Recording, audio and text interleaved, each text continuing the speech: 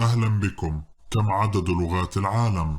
سؤال معقد جدا، لكن دعونا نحاول الإجابة بتسرع.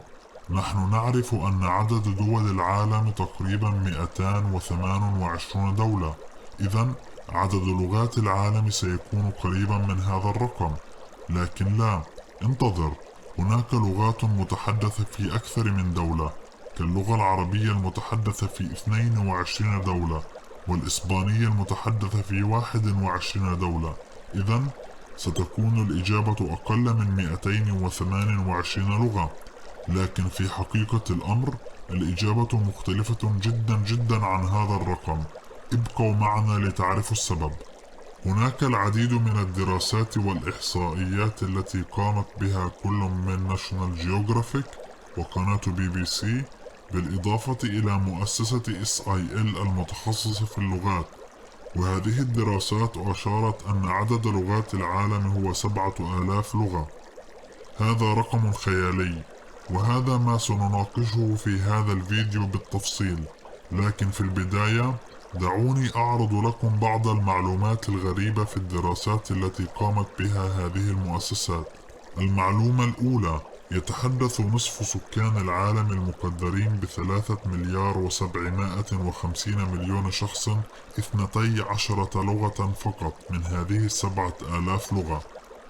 المعلومة الثانية: 6300 لغة من هذه 7000 لغة هي متحدثة فقط من قبل أقل من 100,000 شخص.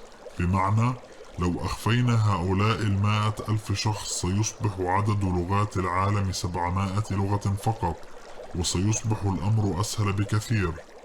المعلومة الثالثة: 1750 لغة من هذه 7000 لغة يتحدثها أقل من 1000 شخص لكل لغة.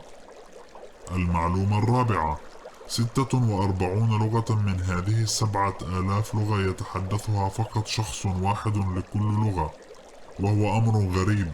فمع من يتحدث هذا الشخص هذه اللغة إذا كان هو متحدثها الوحيد؟ لكن هذا ما تقوله الدراسات.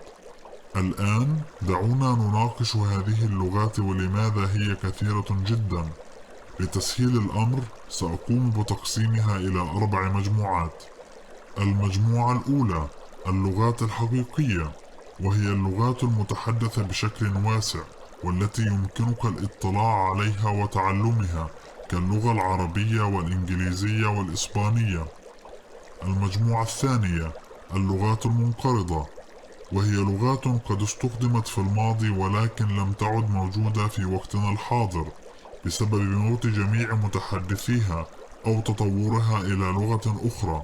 على سبيل المثال اللغة الإيبيرية التي كانت متحدثة في شمال إسبانيا في القرن السابع قبل الميلاد، اللغة النبطية التي كانت متحدثة في الأردن وشمال شبه الجزيرة العربية، واللغة الفينيقية التي كانت متحدثة في فلسطين ولبنان.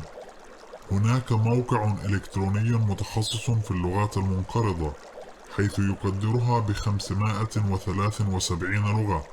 في هذا الموقع يمكنك الاطلاع على هذه اللغات ومعرفة الكثير من المعلومات عنها. سأضع رابط هذا الموقع الإلكتروني في وصف الفيديو لمن يحب أن يعرف المزيد.